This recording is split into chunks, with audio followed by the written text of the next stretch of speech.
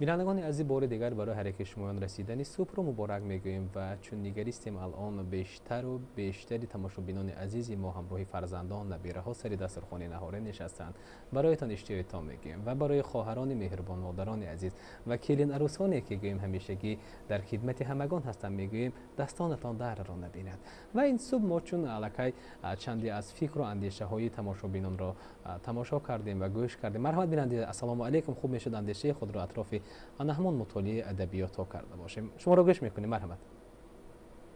الو. السلام علیکم. بخشش. باشه. من بار دیگر زنگ میزنم. باشه. یک سوال داشتم. کوشش میکنیم پاسخی گفته باشیم. یک ماه زیاد میشود که یکی از همکاسان شما راوی یا معلم رجب حضور ندارند در برنامه. سبب در چی باشد و کی در برنامه اشتراک میکنند؟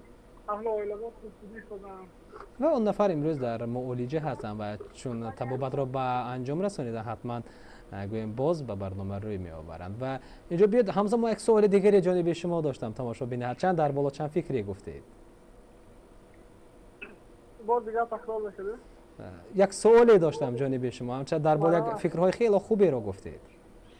و خب در خاطر دارید اولین مراتب چند ساله بودید برای اونی که به خواندن کتاب شروع کرده بودید و کتاب‌های من اینجا درسی رو در نظر ندارم. اولین کتابی که من حد دادم قرائت کردم در خاطر دارم. البته این کتابی که درسی نیست، کتابی بدیه. و پس بیننده از امروز پوشیده نیست که بعضا نفران میگن وقتی کتاب به دست میگیرم الکی دلم میخواد سر روی بالین گذاشته باشم. چنین شده بودید؟ نه من بار اول در سن 13 ساله بودم. چه سبب که در کتابخانه تاشویی اصیلی رفته بودم و در همونجا یک کتابی گویم هلالی بود. من کتابی هلالی رو حرف زده بودم در سن 13 ساله. بار اول بود، از خاطرم فراموش نمیکنم. تشکر زیاد. و خب تماشابینان عزیز ما چون گفتیم مهمانی داریم دعوت کردیم که بابت اطراف موضوعی برنامه ما فکرهای خویش را خواهند گفت و چون چند لحظه می شود که به استودیو ما تشریف آوردن و فکرهای شما را اندیشه های شما را گوش کردند و اینجا باشد مصلحت های خود را دریغ نمی‌دارند و اصلا میگویند چون یک سوال آخرانه که من خواستم از تماشابین عزیز پرسان شده باشه و امروز کم نیستند اگر از نفرانی بپرسیم که خب السلام علیکم خواهر مهربان برادر عزیز و می گفتید آخرین کتابی که یا ادبیاتی که مطالعه نمودید کدام است و در یک لحظه با اندیشه میروم میگن کمی تبسم میکنن در خاطر ندارم میگن یا میگویند که وقتی من کتاب یا خود ادبیات را به دست گرفتم مرا خواب میآید و چون این نفران نیز کم نیستند و امروز یک نفر دیگر میگن من هرچند میخواهم با کتاب روی آورده باشم اما خسته میشوم و یه نفر دیگر میگه وقتی من هرچند چند کتابی را خوندم چند ماه می شود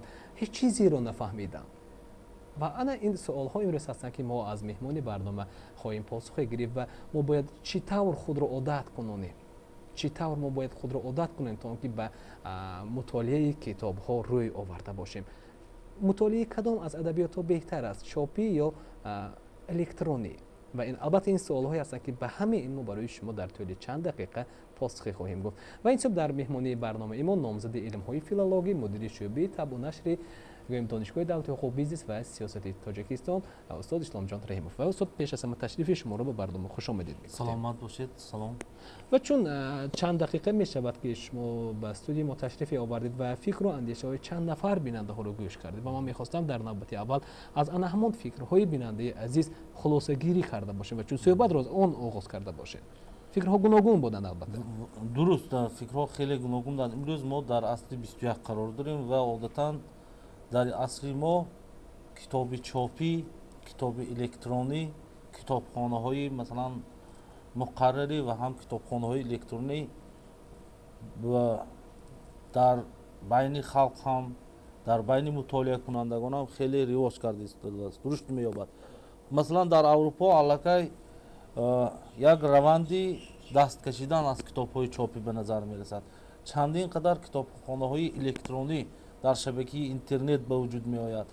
فرمت‌ها یعنی شکل‌های تهیه کردن کتاب‌های الکترونی است. مهم آن است که کتاب خواه چاپی است خواه الکترونی است آن را کس باید مطالعه کند. дар замони имрӯза дар асри мо асле ки асли иттилоот аст ба як масъала 1000 10,000 15,000 китоб пайдо шудаш мумкин аст танҳо оид ба як масъала аз китобхонаҳои китобҳои ёфтан мумкин аст дар шабакаи интернет аз оддитарин чиз аз сохти фарз кардем молекулаю атом сар карда истода то бунёдӣ то сохтани бомбаҳои атомию дигар чизҳо сохти масалан галактикию дигар чи китобҳо ҳаст аммо мо як мушкилӣ дорем китоб ҳаст китобхонаҳо ҳастанд китобхонаҳои шахсӣ ҳастанд китобхонаҳои электронӣ ҳастанд китобхон надорем чаро китобхон надорем мутаассифона шояд ана ҳамин дар чанд соли охир таваҷҷӯҳ ба китобхона аз байн рафт ман дар хотир дорам замони шӯравӣ вақте ки мо таҳсил мекардем дар мактаб махсус факултатив буд яъне дарси махсуси китобхонӣ доштем дар ҳамон ҷо як китобро мегирифтем дар синф муҳокима мекардем як нафар мехонд як боби китоба омада нақл мекард дигарҳо бо навбат ҳамон китобро мехонданд ва ҳамин раванд дар давраи донишҷӯӣ мо ҳам буд вақте ки мо дар донишгоҳ таҳсил мекардем китоби теҳрони махуф нашр шуда буд ана ҳамон китоби аз падру модар рустӣ мехондагӣ китоб буд ки китоби як ба таври озод ба таври демократӣ буд пинҳонӣ мехондем ин як ҳаваси китобхонӣ буд хай он вақт шабакаи интернет набуд лекин китоб хондан буд лекин ҳаваси китобхонӣ ҳамон вақт бисёр буд масалан газета хондан маҷалла хондан бо навбат рӯзномае ки масалан ба гурӯҳ меомад бо навбат гирифта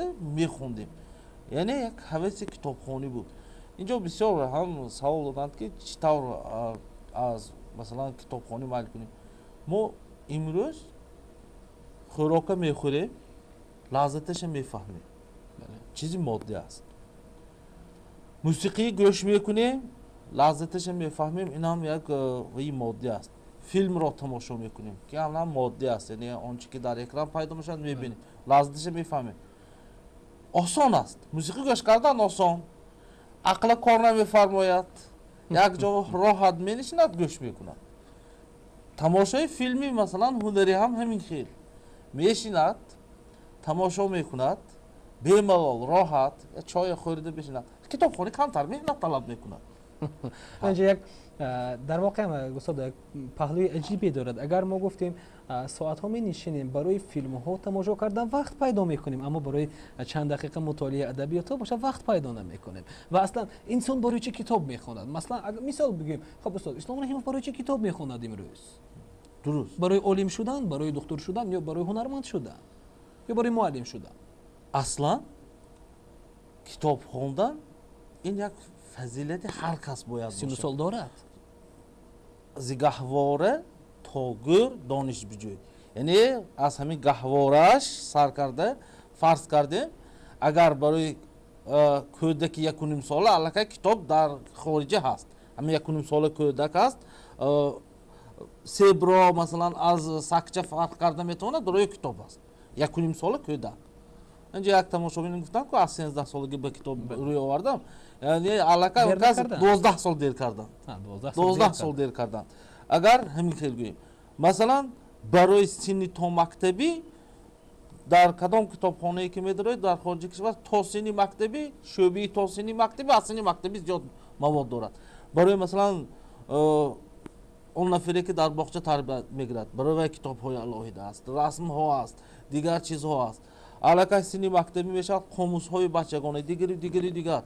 یعنی بچه را از خوردی در آنجا با رسم‌ها توسط مثلا صورتی هر گونه معماها بچه علاقه توجه دارد به کتاب به محیط کتاب وارد میشود. متاسفانه ما امروز انا همین چیز محیط خودمون نمیبینیم. پدر و مادر هستند که دغل شود هم لیکن واقعیت امروز برای مثلا خریدن یک شیشه شراب مبلغ دارد برای مثلا یک ضیافت خودش برای نفس خودش مبلغ دارد 5 سوم مبلغ ندارد پلی نیم شیشه شراب به 2 تا کتاب میدهد برای فرزندش گرفته نمیده. چرا نمیگیرد بنده شما؟ پاسخ این را پس از قبول زنگ تلفنی ما باید باشه. السلام علیکم بیننده از مرحمت صبح بخیر باشد شما را گوش میکنیم. سلام علیکم. تشکر بهر شما است. من پاسخ این زیستما گفتنی هستم که بیشتر زمانان کتاب داده شوند چون که از اینترنت همه خیلی چیزا برنامه‌ریزی استفاده نبرند چون که امروز دادگستانی ما بینیم از زیباست گشته منظره های بسیاری دارد هم به کتابخانه هایی که مولی دارد میخواهم خدا سانه وای نکند و کتاب بای کنند. و برای شما کدام بهتر است از همون طریق مطالعه کردن ادبیات چاپی یا طریق گویم کتابی که نشری است؟ کتابی دستی کتاب دست کتاب. و الان کدام ادبیات رو خوانده ایستادی؟ کدام کتاب رو خوانده ایستادی؟ من کتابی به میخونم خواهی مال کتاب میخونم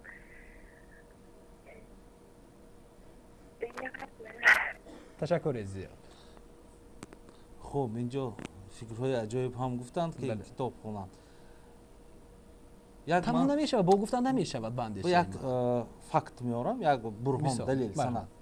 اگر انسان در یک روز هر روز اگر یک سال 365 روز باشد 10 دقیقه کتاب خواند 10 دقیقه فرض کردیم در مدت 4 سال فقط 10 دقیقه وقتش را برای خواندن کتاب دایر به فیزیک صرف کرد و در مدت 4 سال انا همون کسی که فقط 10 دقیقه وقتش برای مطالعه از فن فیزیک خواند در مدت 4 سال میتواند که نامزد علمی فیزیک شود. نامزد علمی فیزیک شود. واقعا اگر به شرطی که تنفس نکند و هر روز 10 دقیقه فقط خواند. اگر در هر روز 10 دقیقه کتاب بدیعی خواند بی تنفس میتواند که در 4 سال یک نویسنده نامدار شود. از آن میگیرد و یک چی خودش بنویسد. یعنی همگی 10 دقیقه. بسیار نه. من در کوچه ها میگردیم میبینید جامعه من هوا گرم شد باز هم این اوج میگیرد 10-15 نفر زن ها میشینند چنان صحبتشان اوج میگیرد از اون طرف محله سر میکنند تا این طرف محله همه تحلیل میکنند صحبت میکنند. همون زن ها بگویی که خانم ها بانو ها مرحمت یک تا کتاب گرفته تحلیل کنید تو میتوانند همون میتوانند اگر همین کارو کنند هم محله و یک سخنی بد پیدا نمیشود یک بیادابی پیدا نمیشود یک زنک این زنکش غیبت میکند میآید جنگ میشد محله ناتینجی همون کتاب خواندشین 15 تا زنک کتاب خوند 15 تا کتاب میخواند 15 تا فکری نو محلش به جور میشود. بهترین پیشنهاد است. السلام علیکم بیننده عزیز شما را گوش میکنیم. مرحبا روز بخیر باشه.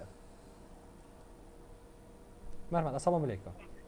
صبحتون بخیر باشه. بهر شما میزنم عزیز. من خیلی شاد هستم که امروز یک شخصی خیلی انسان بزرگ رو به استودیو دعوت کردید. از سخنرانی آن کس من بسیار برای خودم رضای معنوی گرفتم و خیلی مسئله دو به مرد تماشاگران پیشنهاد کرده ایستاده. آخرین سخنشون برای من خیلی خوش آمد چون که همه روز من میبینم که در روی حوالی زخم میشنم فقط گفتگوی بیهوده کتابارا هستن سخنی عجایب گفتن برای برپا کردنی یک ضیافت یا یک طول بسیار مبلغ صرف میکنن. افسوس که برای خریدن کتاب مبلغ صرف نمیکنن. من خیلی شاد هستم. الحال من اویدی چه خیلی از خود دور کردن فرصتی تنبلی رو خوانده ایستادن و میخواهم بین جوانان همین چیز رو آموزونم و برای چنین صحبت برای استاد تشکر میگویم و از فرصت استفاده برده یک عائله سالم دارم و برای شما برای اون کسانی که امروز شما رو گوش میکنن و برای استاد گذشته باشدم روی بین خلق عائله مبارک باشد میگویم و چقدر باشد معرفتی شهروندان ما بلند باشد. سلامت باشید. تشکر زیاد مادر عزیز و مهربان. خب تشکر بگیم و تماشابین. ما زنها رو گفتیم، مردها هم دور نیستند از این گپ. مثلا چایخانه میرید، هر یک چایخانه میرید بیگاه میشود 3 ساعت 4 ساعت یک آش خوردن و یک صحبت ها فرصت هست. 15 دقیقه فرصت است که یک کتاب بگیرید و خواند. یعنی کسی نمیگوید که مطالعه ادبیات کنید اینجا میاد. اینجا ما کسی رو میتوانیم گناهکار کنیم یا اشتباه میکنیم. کسی را اینجا گناهکار کردن در کار نیست. اینجا فراستی هر یک شخص لازم است. اگر شخص همین چیزا قبول کند که کتاب خواندن برای او فایده است، چنانکه که آب میخورد به تن او فایده است. ما تنپرست شدیم، تنپرور شدیم. بیغذا نمانیم، بیخوراک نمانیم، لباس لازم از مد نمانیم. لیکن معنویات کی فکر میکنه؟ یا اینجا استاد اندیشه دارن که اگر من مطالعه ادبیات کنم کمی از کار دیر میکنم تا که از به دست آوردن مبلغ دیر میکنم، چون وقتی من میرود برای مطالعه ادبیات و کتاب ها. اینجا چون اندیشه هم عادی چیز این وقت هم نمیرسد. انسان برای حفظ کردن تنبلی خودش، برای پنهان کردن تنبلی خودش بهانه ها میجوید. یعنی بهانه است. پس السلام علیکم میگم من به بیننده. مرحمت بیننده عزیز، السلام علیکم، صبح بخیر باشد. شما رو گوش میکنیم. بخیر باشد. تشکر زیاد، بهر شما نیست. و من باز دیگر رنگ میزنم. خیلی شاد هستم. استاد رو در برنامه خوش آمدید میگویم. بسیار یک عالم جوانی تاجیکستان هستم. من به استاد یک سوال دارم. بسیار اینجا اندیشه خوب کردم. استاد شما مشخصتر مکملتر میگوید که خواندن کتاب الکترونی بهتر است یا اینکه چاپی؟ بهترین فکر مشخصتر بیان میکردید برای این روز جوان ها. تشکر زیاد تماشابین عزیز. و مرحمت نظر میکردیم به سوال بیننده. بهترین کار خواندن کتاب است. مثلا از تاریخ میگیریم، در بین النهرین کتاب نبود، کاغذ نبود، تخته های گلیم بمینوشتند. هر یک تخته مثلا فرض کردیم نصفی همین میز است، وزنش 20-25 کیلو شاید باشد. الان تخته های گلی نمیخوندن. مقصد آنها خواندن الکترونی نبود، گرفتن معلومات بود. خب دیرتر و تاریخ خودمون میگیریم 12,000 پستی برزگاه و نوشتند کتاب اوستا رو. کتاب سبک نیست، 12,000 پستی گاو. تصور کنید شاید مثلا 1 کیلوگرم باشد، اگر 12,000 کیلوگرم میشود. اگر کمتر نباشد تخمین میگیم میخوندن. امروز زمانی شد که هم کتاب چاپی هست هم کتاب الکترونی. مهم آن که خواند کس. آیا کتاب الکترونی است یا کتاب چاپی است فرق ندارد. مهم آن که خواند. و اینجا استاد خواندن هم چند نمود میشود میگوید. بله مثلا من نظری شما رو میخواستم فهمم بابت این. چگونه است اون نمودها؟ یک توندخوانی نام روشی خواندن است. توندخوانی همین است که قسمت های اساسی کتاب میخواند و مضمون رو جنبست میکند. این برای مطالعه کتاب های بدیهی است. لیکن راه دیگری هم هست، راهی مثلا صریحا خواندن، جمله به جمله خواندن. یک عادت ما نداریم. عادت همین است که در مکتب های میانه یا اینکه در دانشکده ها، در آموزشگاه ها ما مطالعه نداریم. درس مطالعه یعنی در مکتب های مثلا تا انقلابی از جمله در دیگر کشورهای خارجی در رشته تمام رشته های فن هایی که آموزش می شود درس مطالعه دارند. یعنی کتاب میخوانند. فرض کردیم در ادبیات ترجمه حالی سعدیه خوندن، حتما باید بستان و گلستان خوانند. یعنی عملا باید خوانند. از آن ما مثلا همین مطالعه هم کم است. لیکن مثلا امروز خوشبختانه در تاجیکستان زنده شد کتابخانه مکتب، سلسله کتابخانه مکتب برای سن سال نورسان. برای هر یک کس برای آنکه کتابخوان شود از سن سال خودش موافق. مثلا من خودم وقتی که مثلا کتابخانه آغاز کردم در صنف 3 بودم، همون وقت از افسانه های ریموس امک کتاب افسانه آغاز کردم. امروز مثلا 40 ساله هستم، امروز هم افسانه میخونم. عصبم آروم میشود، یک غذا میگیرد. افسانه است. لیکن شاید یک کسی دیگر منو گیرد که کودک تو گیرد کتاب افسانه گیرد، لیکن اون کیفیتی که همون بار اول از خوندن کتاب گرفتید همون به خاطر میآید. یعنی امروز مثلا برای سیگار کشیدن، برای نقص کشیدن یک کیفیت مبلغ میده. برای چی کتاب نمیگیری؟ برای غذای معنویت مثلا، برای کتاب خریدن مبلغ نداری یا اینکه وقت نداری یا دیگر بهانه داری. بچون اینجا میگویند در با یک سوالی کردیم که روی پیش گذاشتید و چرا کتاب میخوند انسان؟ پس چرا کتاب میخونیم ما؟ وقتی چه ضرور است ما رو کتاب خوندن؟ وقتی ما میگیم مشاهده از زندگی میکنیم یا چون محلی داریم، در محل کهنسالانی رو داریم و چون استادانی رو داریم، پس چند نفری ممکن گویند که پس من کتاب نمیخونم، نزد یک استاد میرم صحبت میکنم، انا جای کتاب رو میگیرم، مضمونش رو از استاد میگیرم یا از نفری میگیرم. چه ضرور است وقتی نفری میدوند من مطالعه ادبیات کرده باشم؟ تا چه اندازه چنین بعضی اندیشه ها راست است؟ وقتی که تشنه موندیم یعنی اینستینکت وجودمون با خبر میکند که به ما آب در کن، از پی آب میشویم، از پی آب. وقتی که گرسنه موندیم از پی غذا میشویم. با مانند همین گرسنگی معنوی هم هست. متاسفانه گرسنگی معنوی نه هر کس میفهمه. بهترین فکر است. پس میگیم برای بینندگانی که هر لحظه با ما هستند السلام علیکم، میگیم ما آماده هستیم فکرهای هر یک شما رو تماشابینان عزیز قبول کرده باشیم و اینجا این صبح در مهمانی برنامه ایمان نامزد علم‌های فیلولوژی مدیر شعبه طب و نشر استاد اسلام جان رحیمov تشریف آوردند. صبح بخیر باشد بیننده عزیز، مرحمت شما رو گوش میکنیم ما این نوبت. السلام علیکم. مرحمت. ما یک سپیدی 76 ساله درباره عالم بزرگ حکمی باشیم سادتی در تلویزیون همین خیلی گپا درباره کتاب می‌کنم. من سال 50 وقتی که مکتب میانه که 3 هفته تمام کردم، من مکتب 18 خواندگی و یه وقت چنده پادجا میگفتم. انگو حاضر همون وقت چنده کتاب 4 دربه خونده در اونجا نوشته که فرپش پادیکا کلا. اگه من نمیدونم پروفسور رو دروغ میگه که نه این توپی این تاجیکا یا دیگه درباره اینا گفتن دورتون بازین کتاب حاجی عبدالعزیز زنده حسین و شتاما یا افسامان درباره پدر و مادر چقدر گفت، درباره زن و شوهری چقدر گفت، درباره آخرش رنده درباره تجارت.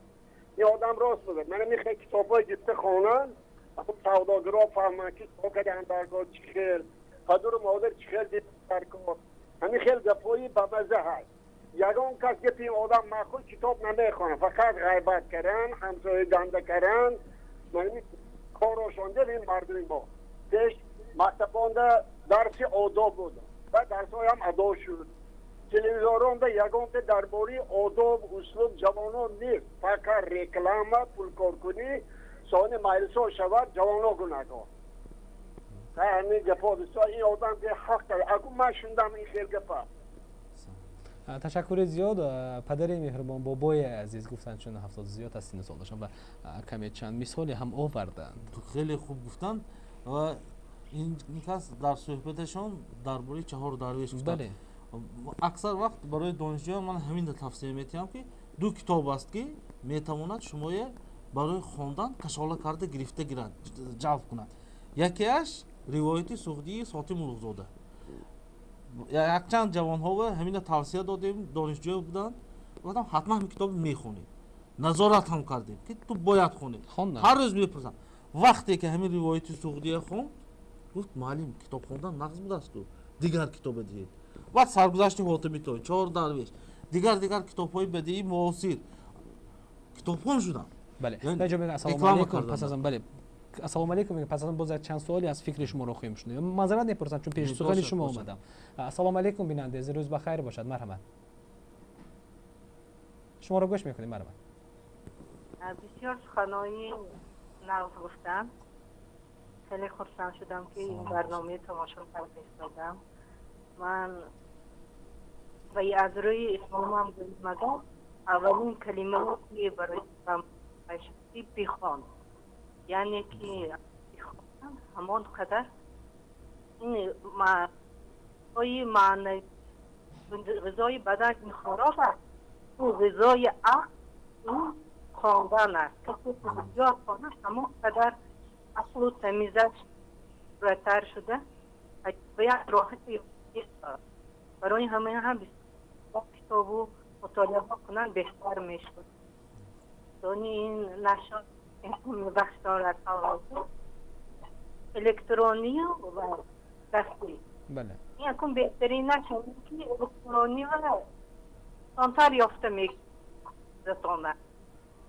خیلی این باید افتان در کار برای الکترونی هم در کار فرق کنه الکترونی بهتر است. فکر من همین. تشکر زیاد مادر عزیز. اینجا مادر صحبت خیلی خوب کردند و دایر به همین کتابی الکترونی و هم کتابی چاپی. اصلا فکری من شخصی من همین است که کتاب باشد در کدام شکل باشد باید خواندن در کار. لیکن امروز در اینترنت کتاب ها خیلی فراوان هستند. مثلا بعضی کتابی که در شکل چاپی پیدا کرده نمی شود در شکل الکترونی از اینترنت یافتن ممکن است. لیکن متاسفانه ما از اینترنت هم کتاب خوانده نمیتونیم. یعنی از اینترنت کتاب خوانی فقط همین اون چیزی که در متن نوشته شده است. کتابی که برای چشم ضرر نمی کند در نمود PDF یا DGV که مخصوص فرمت برای خواندن است. انا همون گونه کتاب گیرد فرمتش بگیرد بخوند. مخصوص کتاب های هست، کتاب های موبایل، کتاب هایی که با تلفن خوانده می شود. نه با تلفنی ببینیم. ما با تلفنی ببینیم میگیریم. فقط ویدیو متاسفانه فحش هم هست، دیگر چیزاش هم هست. یعنی در همون تلفن موبایل در یک جا نشست، در نقلیات نشست، 15 دقیقه وقت دارد، 15 دقیقه مطالعه کرده میتواند. یعنی برای چشم بی‌ضرر همین گونه فرمت تیار کرده است. کارمندای تکنیک هم کتاب مطالعه کرده میکنند. با استفاده کامپیوتر همین گونه کتاب‌های برای چشم بی‌ضرر ممکن است. مهم آن است که کتاب باشد در نمود الکترونیک خواه در نمودی مثلا چاپی. تشکر استاد. و السلام علیکم بیننده مرحمت شما را گوش میکنیم. روز بخیر باشد. السلام علیکم. صبح بخیر باشد مادر عزیز. شما بیان تلویزیون ما اینو یخت تمام هست. مرحبا. همین یورهم یادنا. اما اول اکادمی تو کنم. الفبا میخوانیم. او سنوی خاصی تاجیکی میخوانیم. با کدوم کتاب میخوانیم؟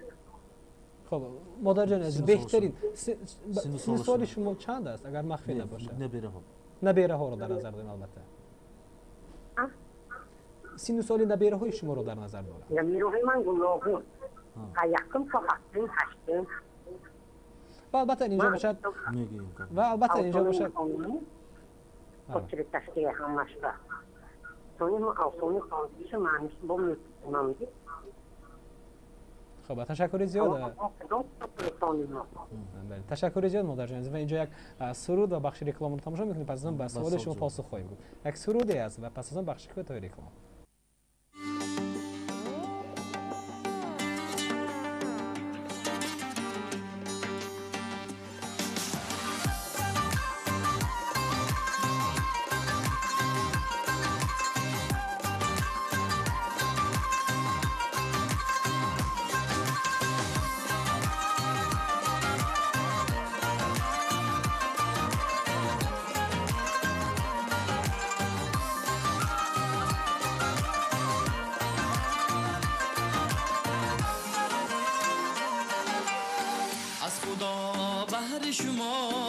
صفا می طلبم زندگی خوش و پر مهر و وفا می طلبم تا شب گل بکنم از چمنی حسن شما تا شب گل بکنم از چمنی حسن شما تا سحر لطف شما را به دعا می طلبم تا سحر لطف شما را به دعا می طلبم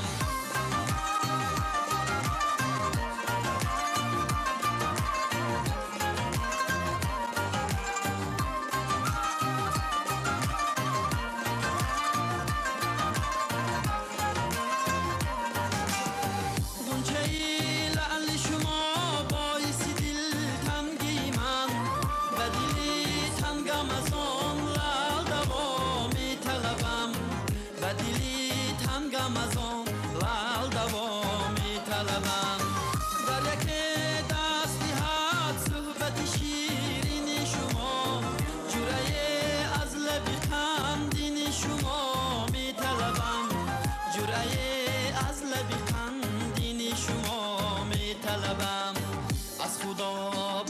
شما صدق و صفا می طلبم زندگی خوش و پور مهر و وفا می طلبم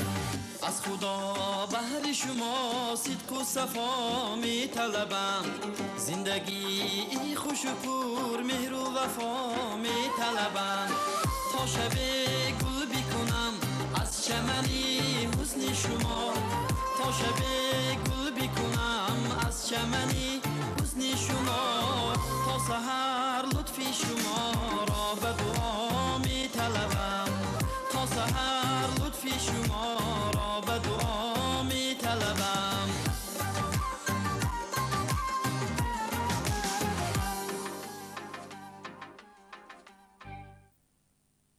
بینندگان عزیز بار دیگر برای هر یک شمایان رسیدن روز رو مبارک میگیم و این صبح در مهمانی برنامه ما نامزد علم‌های فیلولوژی مدیر شعبه طب و نشر دانشگاه دولتی حقوق بیزنس و سیاست تاجیکستان استاد اسلام جان رحیمی هستم و از ما میخواستم چون یک مادری که درباره سوال گذاری کردم باور دارم تا اول انتظار هستم پاسخ شما را و چون یک قسم جنبسته صحبتی ما نیز است فرمان خب این مادری خیلی خوشبخت بودند که نبیرگانی زیاد داشتند خداوند هم عمر اینایه هم عمر نبیرگانشان زیاد گرداند در سن خردسالی کتابی افسانه‌های خلق تاجیک اینجا گفتند افسانه‌های خواندن به کودک‌ها فایده‌ناک است یعنی یک تفکر آنها وسیع می‌کند لیکن آهسته آهسته بعضی هوس و شوق کودکان به دیگر ساحه‌ها است مثلا حاضر بچه‌های عصری ما توجه زیاد دارند با آموختن دینозاورها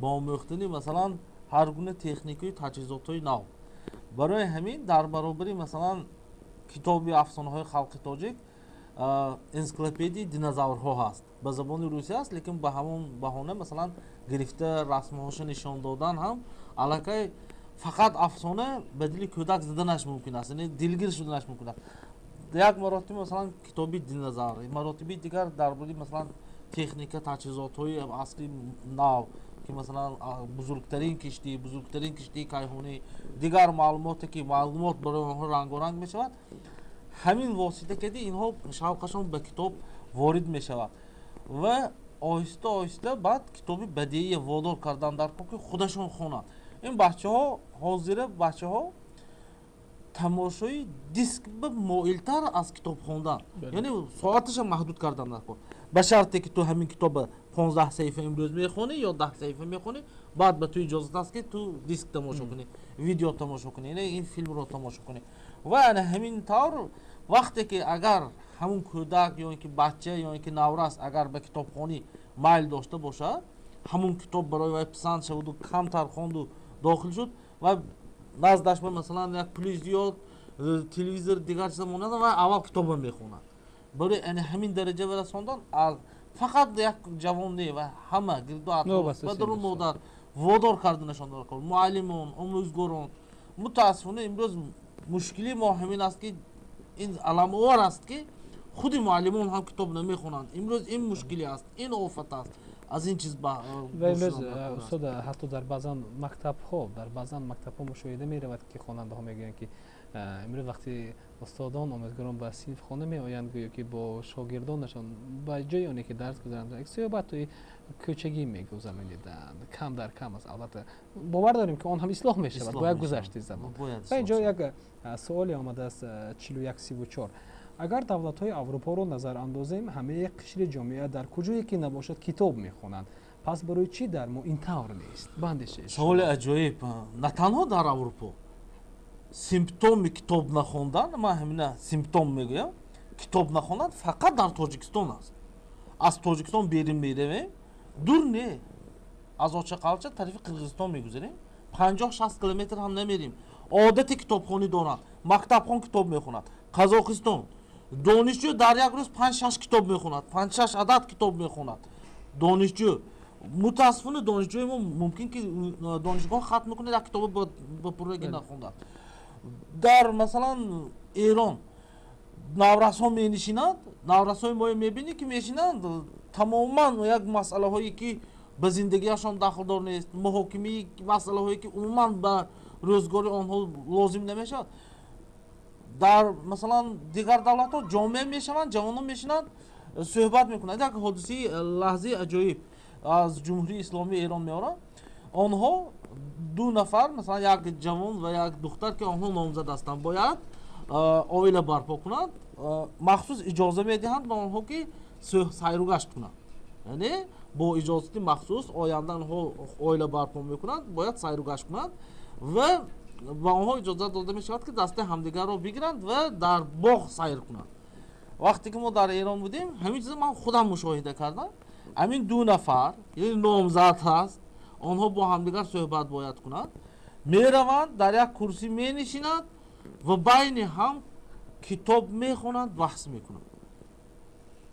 китоб мехонанд. дар мо китоб хондан шояд гумон кунанд ки ҳам касе, шояд ҳамин хел ҳам гумон кунанд ки агар китобо хонанд ҳарфи ле мебарои то як лағат мезанад ё дигар.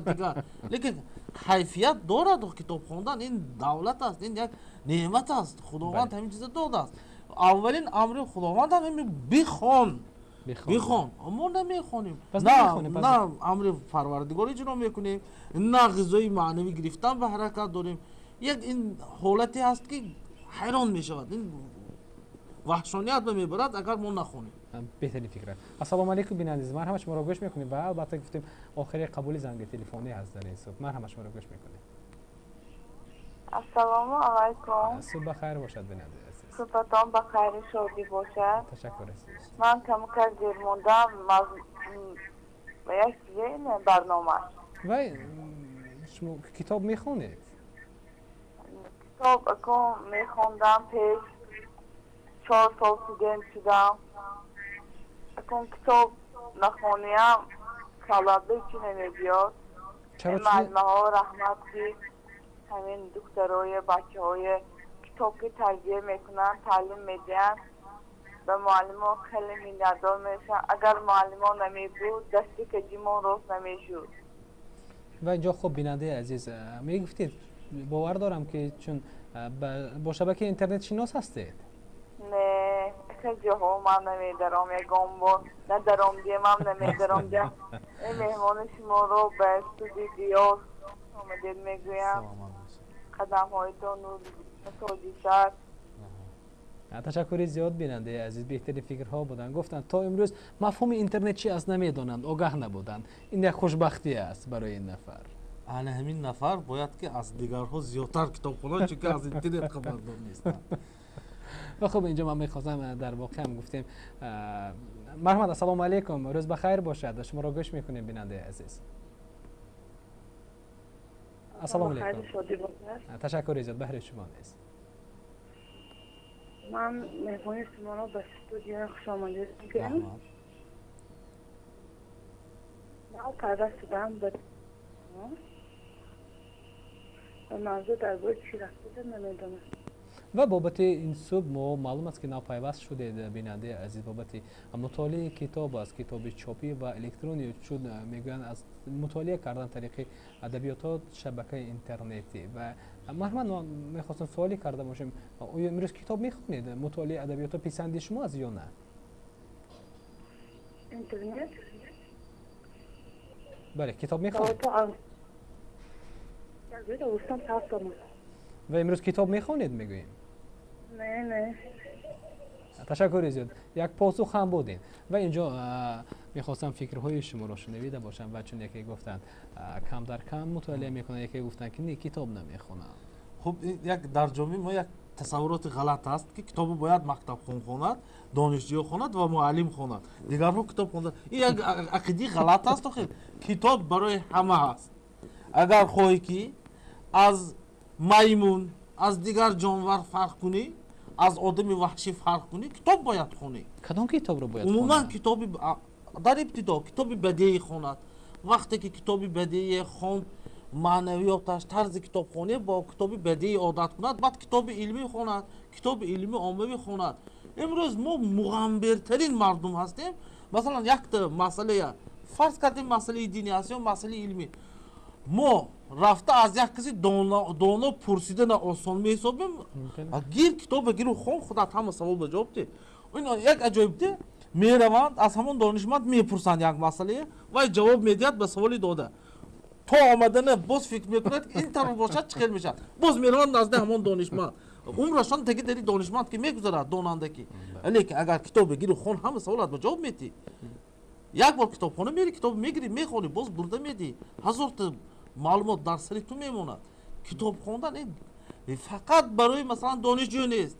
کتابخانه فقط برای معلم نیست. این تصورات میخیل است. اما معلم باید کتاب خوند. خیلی تو کارمند هستی، تو ساختمانچی هستی، ساختمانچی کتاب نباید خوند. اقلا قاعده های تکنیکی بخطری باید داند، باید خوند، حتما باید خوند. مادرای ما مثلا میروند کودکدار میشوند، میروند نزد بیمارخانه میروند، طبابت میگیرند یا طبیب میروند. برای اون که تو مادرش هستی یک چیز درست و میگیر، برای مادرها کتاب است.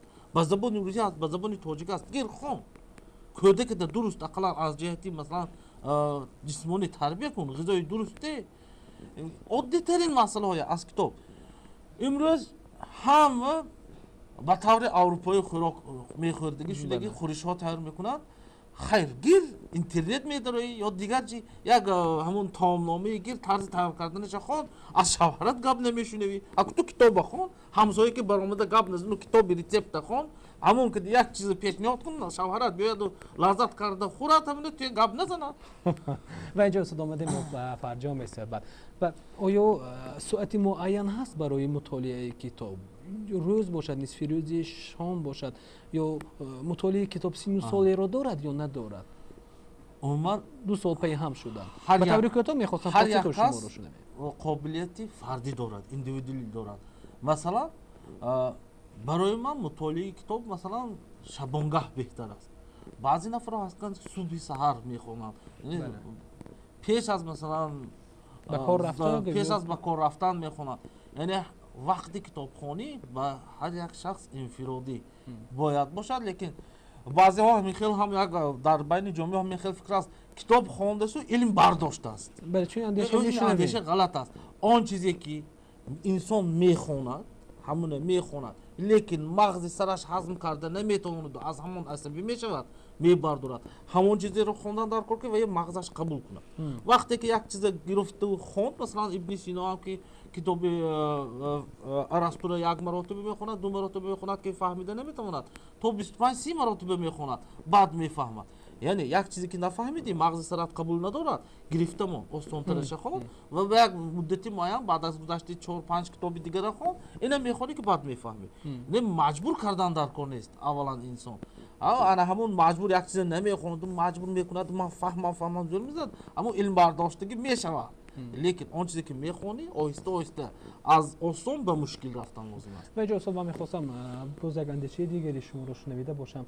امروز ما میتوانیم گفت تنها با گفتن امروز ما رو ضرور است کتاب بخونیم، حتما تو باید کتاب بخونی، ما میتوانیم تنها با چنین گفتن ها نفر رو کتاب خون کرده باشیم؟ فقط گفتن که نمیشود. همین فقط گفتن که نمیشود با اون خاطر که انسان نمونه عبرت شده نشته پاره. باغ است. من باغی کمال خوجندی.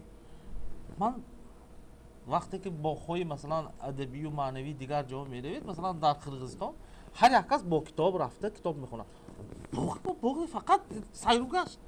یگان نفر ندیدم که همونجا یک چیز رود کتاب خونده شینه.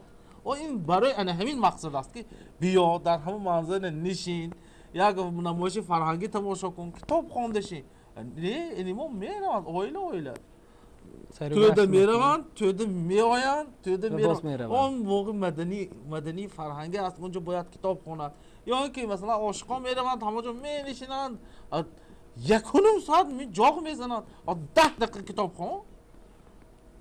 بهترین اندیشه است. و جو صبح میخواستم در جنبه است چند فکری شما را مصلحتی شما را برای آن نفرانی که میخوان روی به مطالعه کتاب آورده باشند، لیکن بعضا مشکلی میکشن، جای پوشیده نیست، ما اونها رو نیز عیبدار نمیکنیم، بعضا مشکلی میکشن، میخوان مثلا ادبیات مطالعه کنند، لیکن ممکن گوییم خسته میشوند، چند صفحه میخونن خسته میشوند، ممکن است که کمی خوب باید جای پوشیده نیست چون کمی دور هستند از مطالعه، لیکن میخواهند چند مصلحتی شما رو و با این صحبت رو جمع بس میکردیم. بهترین مثلا راه کتاب خوان شدن اول از کتاب های آسان بگذار افسانه باشه. 40 ساله باشی عمرت به کتاب نخونده، از افسانه آغاز کن. از کتاب های بدیهی، از کتاب های خرد آهسته آهسته به کتاب کلان رفتن ممکن است. افسانه، حکایه های خرد بعد آهسته آهسته پوست، قصه، رمان خوندنش ممکن است انسان. یک باره من کتاب کلان میخونم گفته گرفته حرکت کردن شاید انسان برداشت کرده نتواند. از کتاب های خرد از حجمش خرد کتاب ها 50 صفحه عزم باید کرد. همین روز من 10 صفحه کتاب میخونم. 10 صفحه کتاب خوند، لذت برداشت، پگاه علاقه ارگانیزمش فطرتش وجودش از او طلب میکنه که تو علاقه 15 صفحه خوند. خب تشکر زیاد استاد. و اینجا بینندگان عزیز خود رسان میکنم که این صبح در صحبت ما بودن نامزد علم‌های فیلولوژی مدیر شعبه طب و نشر دانشگاه دولت حقوق بیزینس و سیاست تاجیکستان استاد اسلام جان رحیمov. و خب استاد برای تشریف شما عرض سپاس میکنیم و ما امید میکنیم که همه بینندگانی که الان با ما بودند و در صحبت ما همراه بودند دوستدار مطالعه ادبیات ها باشند.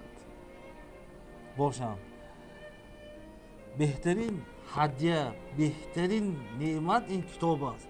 باید خوند و آرزو میکنم و آرزوی شما شریک میشم، همراه میشم. از بفهم و بسواد دانشمند و سوادناک بهتر است. و راه سوادناک شدن این کتاب است. بهترین فکر است. و همزمان یک چون آخر اندیشه کردید در یک برنامه بود، یک پدر عزیز یک سخنی خیلی خوب گفته بودند، هیچگاه فراموش نمیشود از خاطر و بابت دوستی بود، فریب خوردن از دوست بود یک موضوعی برنامه ما و گفتند که بابت هم دوست بود هم دشمنی بود و بهترین فکر جنبست کردن برنامه را گفتند که من آرزو میکنم دوستی همیشگی هر یک نفر این کتاب باشد. هیچگاه ما را فریب نمیکند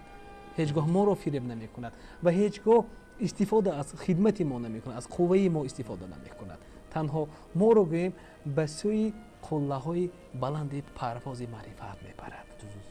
پس به اندیشه خوبترین جنبست میکردیم صحبت را. انیزی کنج تنهایی کتاب است، فروغی صبحی دارایی کتاب است. از این بهتر گفتن هم نمیشود. کتاب باید خوند. همیشه تشکر زیاد میگیم استاد و همیشه تماشابینان از با چند این مصرع ما برنامه را جنبست میکنیم. همیشه کوشش کنید در خانواده خود هیچ نباشد هم یک یا دو نموده کتاب را نگه دارید. فرزندان خود را، نبیره های خود را، کلین عروسان خود را تکیه بکنونید تا که روزی یک یا دو صفحه کتاب بخوانند. بهانه پیش نآوریم که وقت پیدا کردن نتوانستم، نگوییم که وقتم نرسید. تنها ما در قلب باید پرورش کنیم، امید کنیم، آرزو کنیم که همین روز ما نزد خود مقصد گذاریم یک یا دو صفحه کتاب میخوانیم. انا دیدید که کتاب خوان شدیم، باقی تنصیحت خانه آباد باشید. خیر.